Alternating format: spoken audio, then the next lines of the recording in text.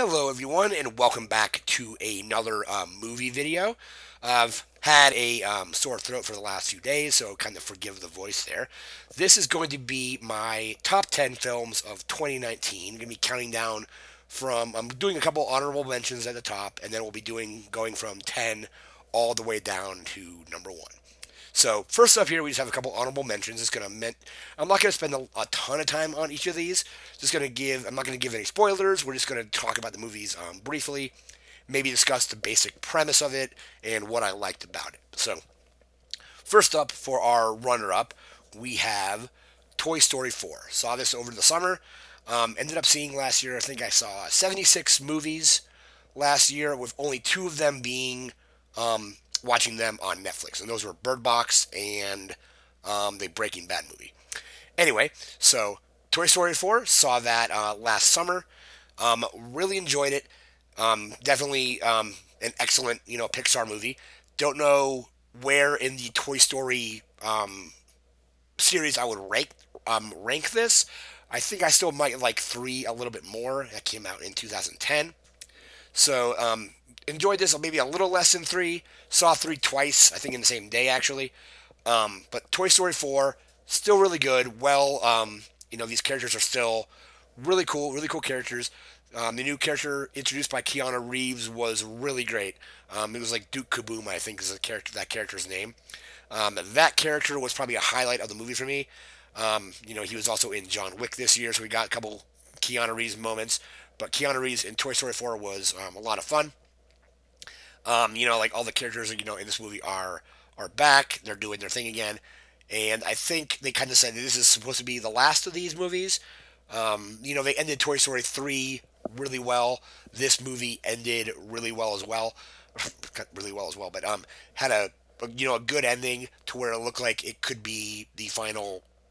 Not to give too much away, but the final story in these characters, like lives basically or existence. But it's a good way to kind of wrap it all up. They do make it possible to maybe possibly do a sequel. I don't know if they should, but I think we said that about 3, and then they ended up doing this one as well. But Toy Story 4 is very good, and it's my first honorable mention. We have one more honorable mention, and we will be right back with that. And our next honorable mention is Star Wars Episode 9, The Rise of Skywalker. Saw this opening night in IMAX with a couple friends. Really enjoyed it. I think it so basically this is supposed to be kind of wrapping up the entire Star Wars saga, the main saga, I should say, with the prequel trilogy, original trilogy, and then this new trilogy. And I've enjoyed this new trilogy. So I like Force Awakens, I liked Last Jedi, I like this. I think I like this one a little bit more than the previous two in this trilogy, Force Awakens and Last Jedi. It did the beginning of the movie was a little bit slow to kind of get stuff set up because you have to send these characters out to do their thing, and it takes a little bit of setup to kind of get our characters to where they need to go for the rest of the movie. But the movie itself had a lot of really good action for a Star Wars movie. There's quite a lot of fan service, but I don't really mind that. Again, saw this opening night, and one thing I really like about these movies is I don't generally cheer a lot during movies. I kind of like to go to a movie like this on opening night, maybe to the biggest screen I can see it on, and kind of just sit back, enjoy the movie, and hear what the other members of the audience think about certain moments. Like you get people cheering and clapping when certain characters are on screen and so on, and that's a lot of fun. But it's definitely a Star Wars movie. It's a lot of fun. Um, I've seen it twice already. Saw it in IMAX and then just saw it in a regular theater um, before the end of last year. So don't know if I can see it again. I think I ended up seeing Force Awakens 3 times in the theaters, like twice on my own, and then some other people I knew wanted to go to it as well, so we went for another viewing of that. Saw Last Jedi twice, saw this twice. So generally, I'll see a Star Wars movie twice. The only one I haven't seen twice is Solo. So saw Rogue One on opening night, and then saw it again later. But this definitely wraps the Star Wars saga up well.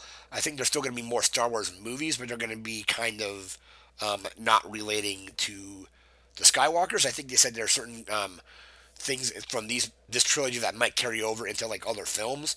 In an article I think I read, but Rise of Skywalker is definitely a lot of fun. If you're a Star Wars fan, I think you'll like it. Last Jedi was very divisive. I don't think this one is going to be as divisive. I mean, maybe it will be, but most people that I've talked to, people that I saw it with, and people that I work with that also saw it, all seemed to really like it. And some of these people also didn't like Last Jedi. So they are generally people. Everybody I've talked to has enjoyed the Rise of Skywalker. So that does it for our honorable mentions. We're going to now move into our top 10. We'll be right back with that. And coming in at number 10 is Robert Eggers' The Lighthouse, starring Robert Pattinson and Willem Dafoe. Saw this back in, I don't think, like October, maybe it was November. It was pretty soon after it came out. But this movie is very interesting. It's shot in a 4:3 aspect ratio, and that kind of bothered me at first. But I think it's actually a very cool, like creative choice to go with that kind of more condensed aspect ratio. So it's not widescreen. It's there are black bars on the left and right of the screen, and you're basically looking at a square. The theme of the movie is Robert Pattinson and Willem Dafoe work on a lighthouse, like in the middle of the ocean. I think it's supposed to be sometime in the 1800s.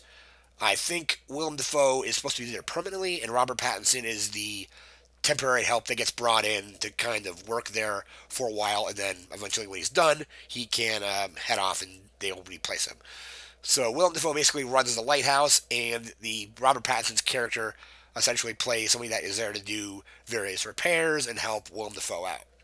The acting on from both actors is very good, especially Willem Dafoe. Robert Pattinson does pretty well in this movie too.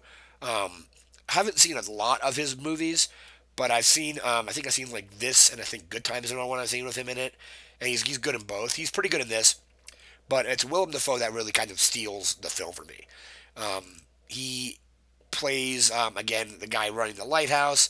He has a lot of really good monologues. If he gets nominated for an Academy Award for Best Supporting Actor, there's one scene which I think if they don't use that as like the clip for like let's see what this character did or this actor did, that's kind of like a missed opportunity. So there's one scene later in the film where he's talking to Robert Pattinson, and it's just a really strong, intense monologue, and really great scene from Willem Dafoe.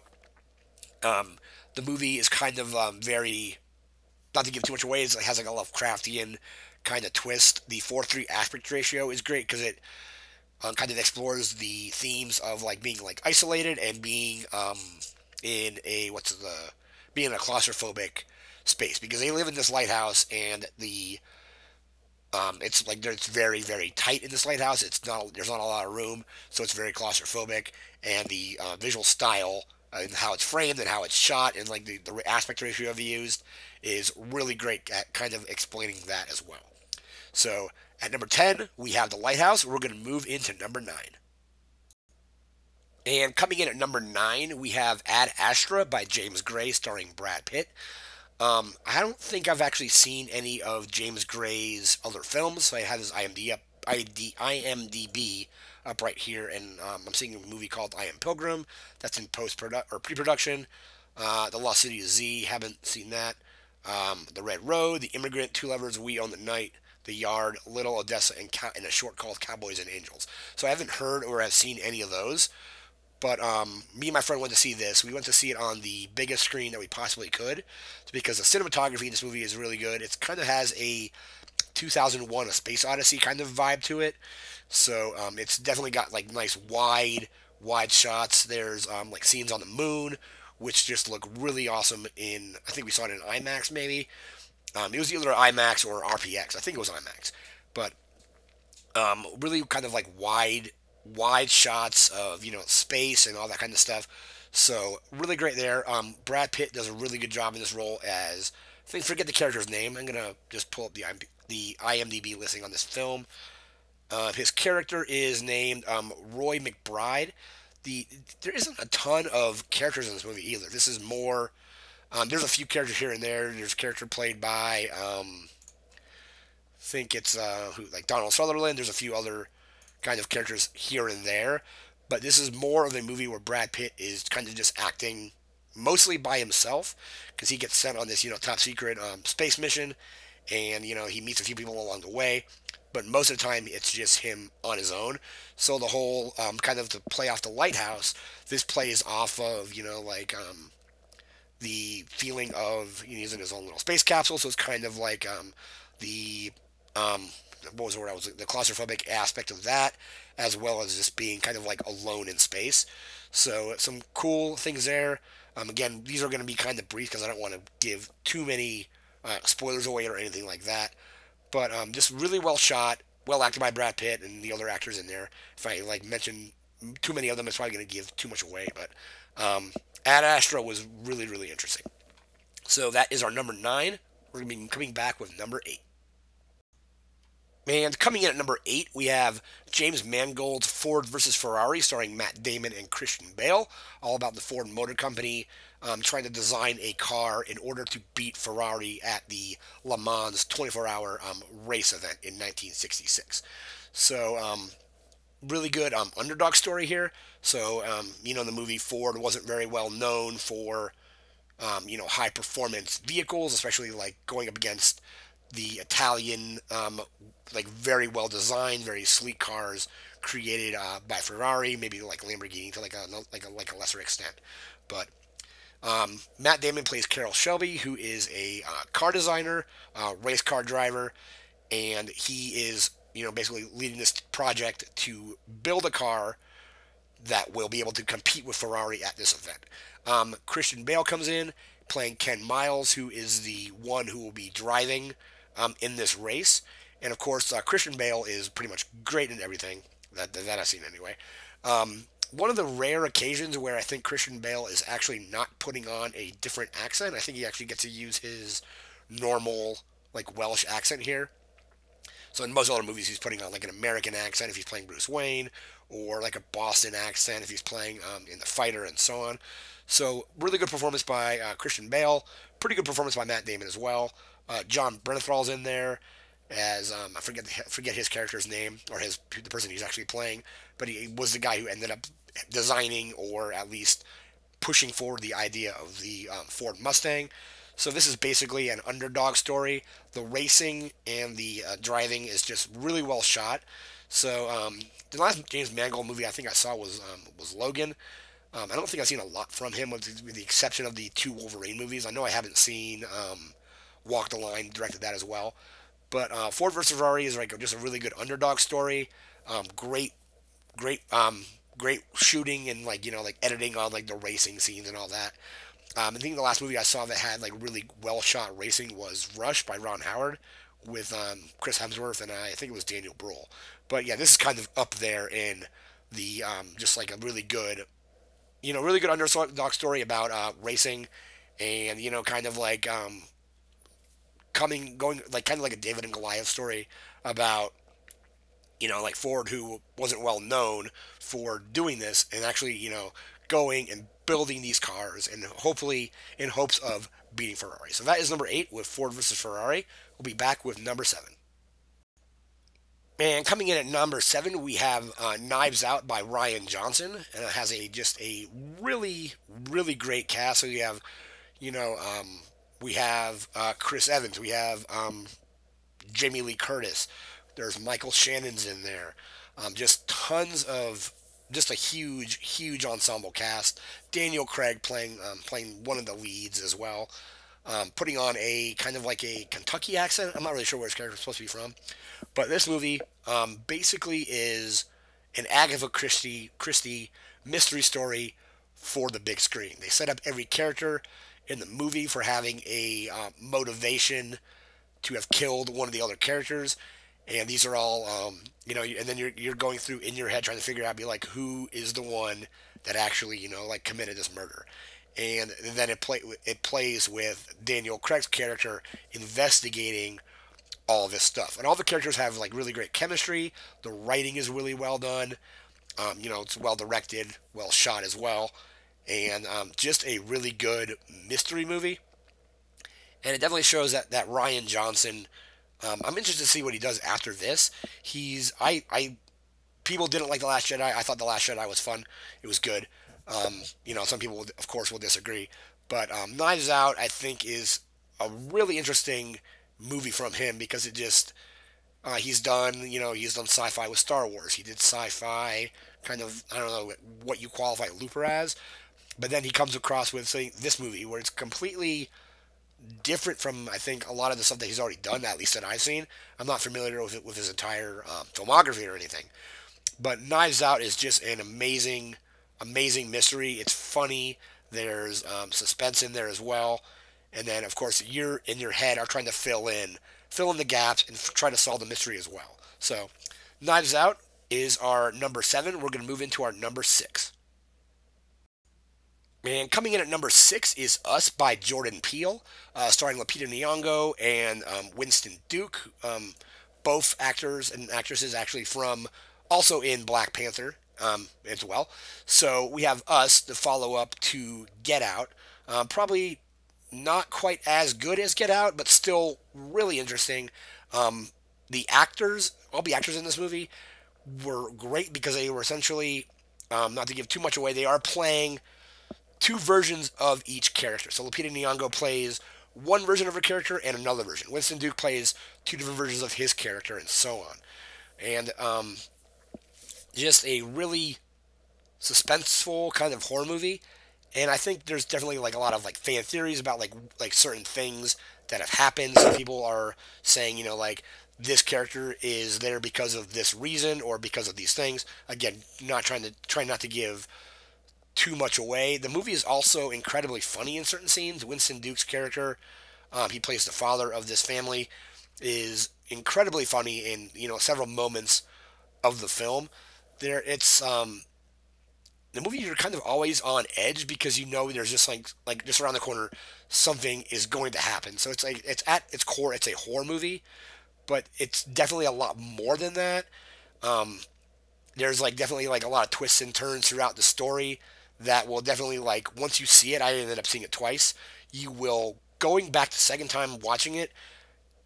It like made the movie I guess make more sense, but also let me see it from a completely different perspective. So, the acting in Us, I hope Lupita Nyong'o gets a nomination. This movie came out in March though, so maybe that's too far out from um, people's minds now because it came out so long ago. As far as like a lot of the big Academy Award movies generally come out later in the year, closer to the end of the year. So I think a lot of this stuff might get kind of lost in the fact that it came out in March and people might not really remember it. But Us is my number 6. That's going to be the do it for that one. We're going to move into our number 5. And next up, we have Uncut Gems by the Safdie brothers, starring Adam Sandler and Idina Menzel. My friend had told me about that. This is the movie he was looking forward to. One of the movies he was looking forward to the most this year. I saw the trailer for it quite a few times. Didn't really know what to think of it. And then I was just like, okay, that does look interesting. My friend was like, well, I'm going to go on this night to see that movie, and I'm only going to take you along if you watch their previous movie, Good Time of Robert Pattinson. And it was on Amazon, so I ended up watching it. Good Time I thought was okay. This I think is a lot better. So I think not to give too much away about Good Time, but it stars Robert Pattinson, and his character is not great. His character is pretty terrible.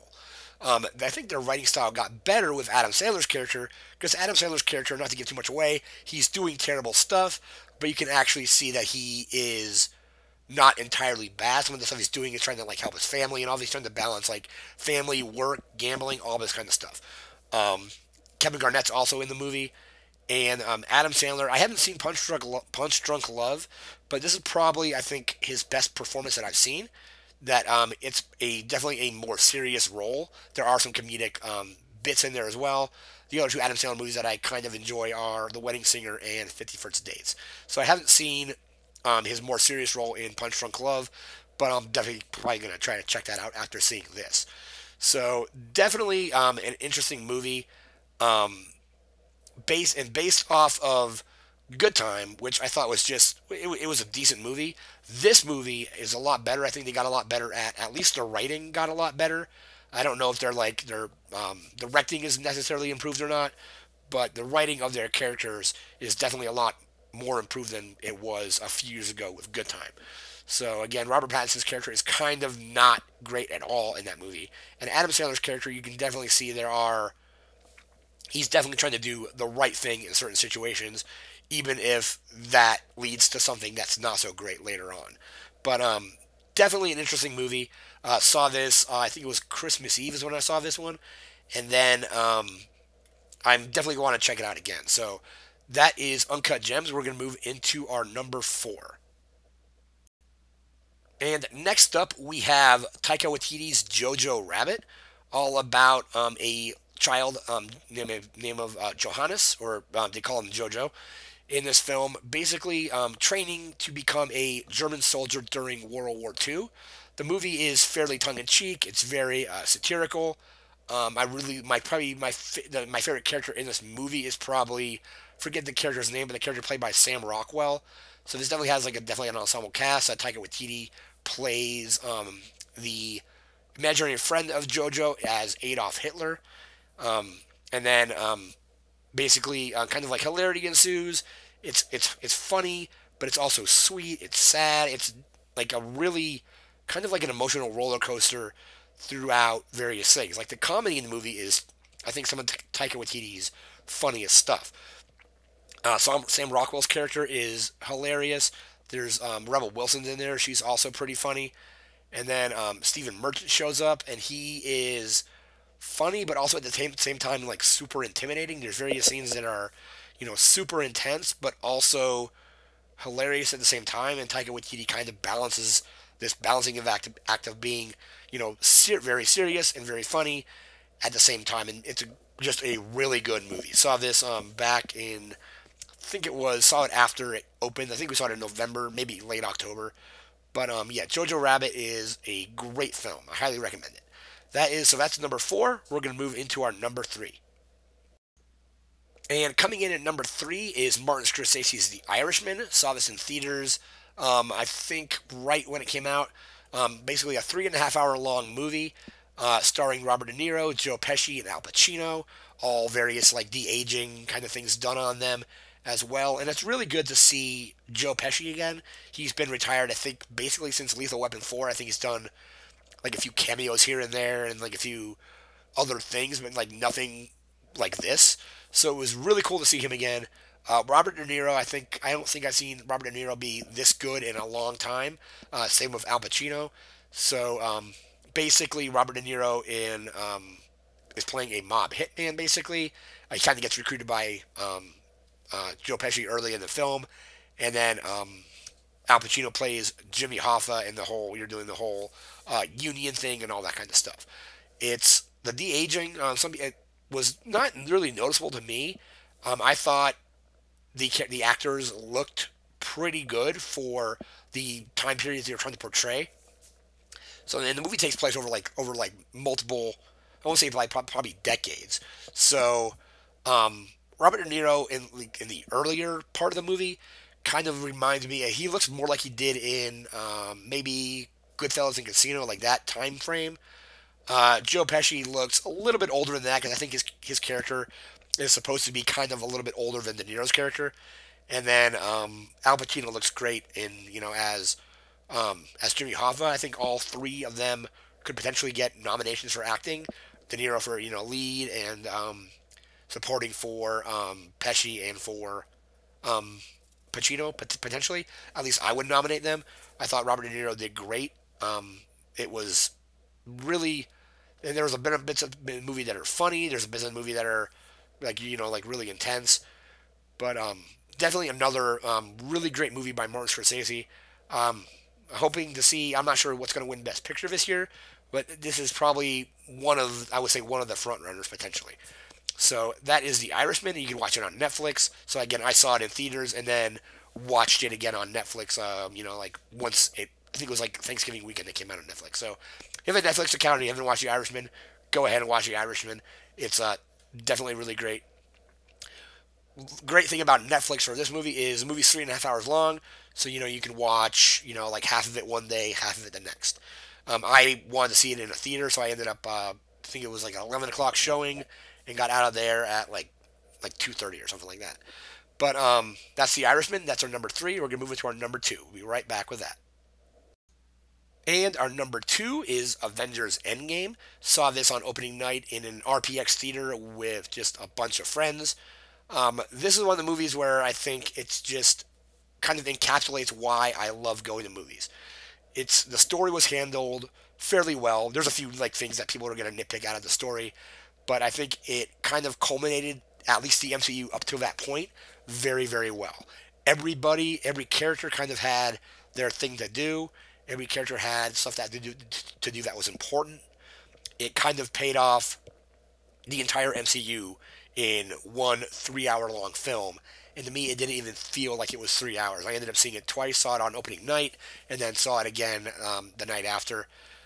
Definitely a lot of really good action, great characters, coming together. I think this is like film 21 or something like that in this series. And they set it up with Iron Man. Jon Favreau set it up in 2008, and 11 years later, it kind of all wraps up, and it wraps up incredibly well. The Russo brothers took what all the other directors kind of did with their characters, what Favreau did with Iron Man, what like James Gunn did with the Guardians, and like I think like the tricky thing is kind of juggling all this stuff, trying to portray the characters the way they were portrayed in another director's film, but also have it be kind of like a new have it be feel fresh and new. So like the Guardians are in there, and then things like that. So like basically the entire MCU is just put front and center for this one film, and it was just a lot of fun.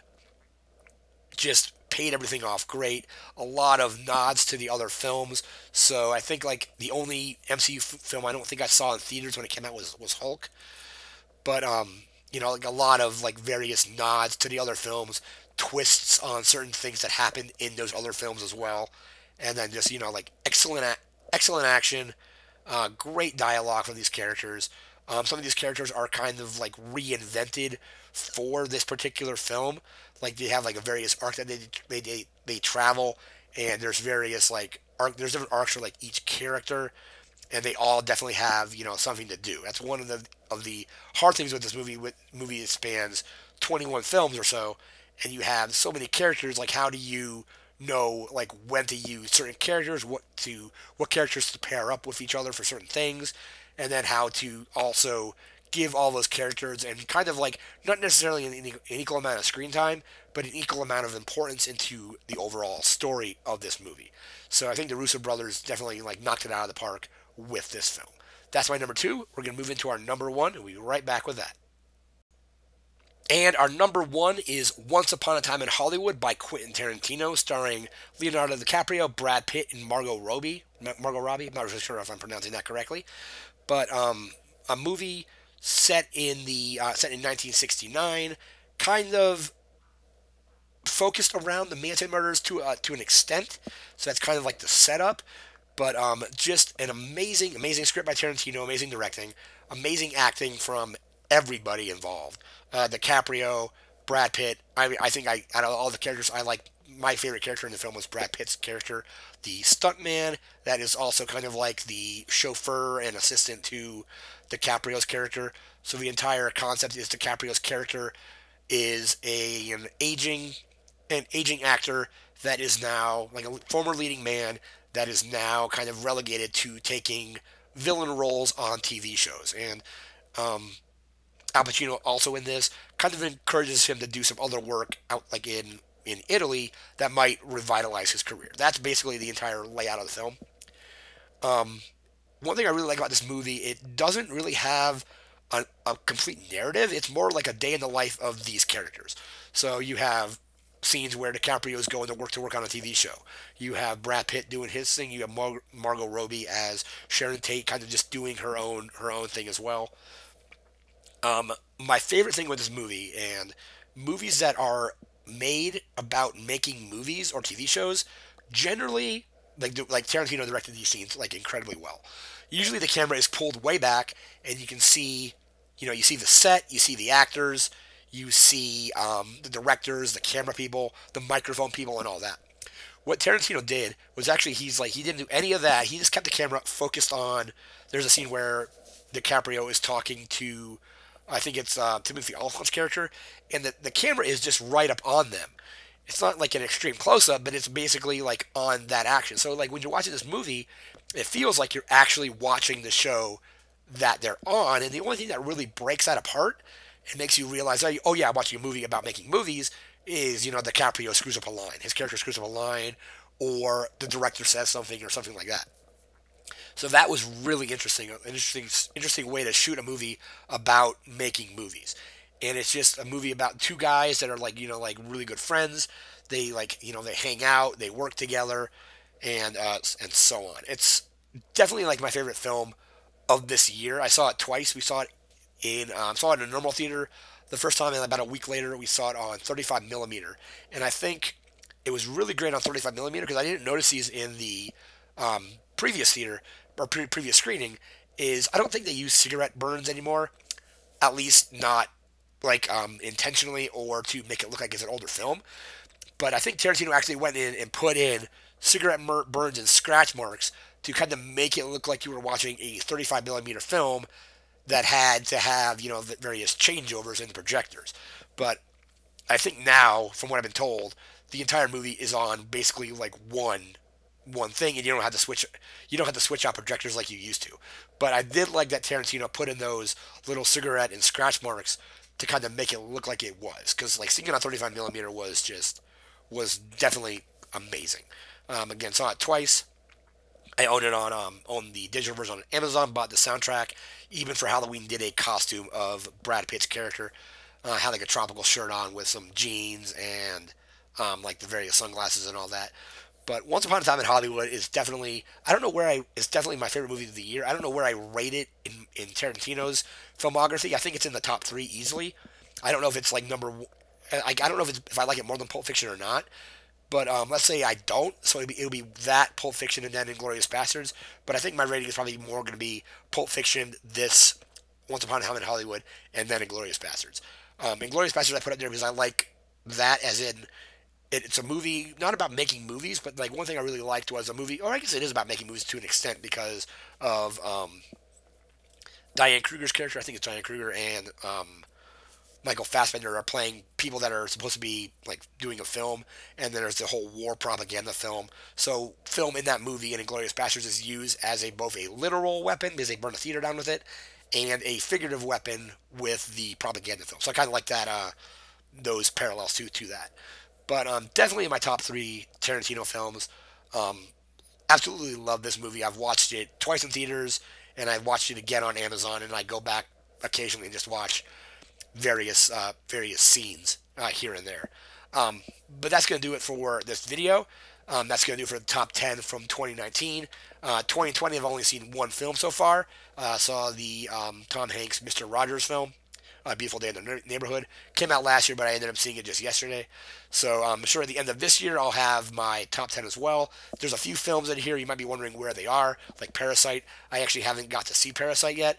I think it was playing at a theater that I didn't want to go to or it's too far away or something. So once that comes to a different theater, I may try to see Parasite. I've heard that's supposed to be amazing as well. But yeah, definitely a few films last year that I haven't been able to see yet that may have been included in this list had I seen them. But that's my top 10 for last year. Looking forward to 2020. We have definitely quite a good amount of films coming out that I want to definitely see. Bad Boys, for example, coming out in a couple weeks. Looks like it'll just be a lot of fun. Bad Boys 1 and Bad Boys 2 being both very good action movies. But that's going to do it for now. Remember to like, comment, share, and subscribe, and we'll see you next time. Thanks again for watching, and take care.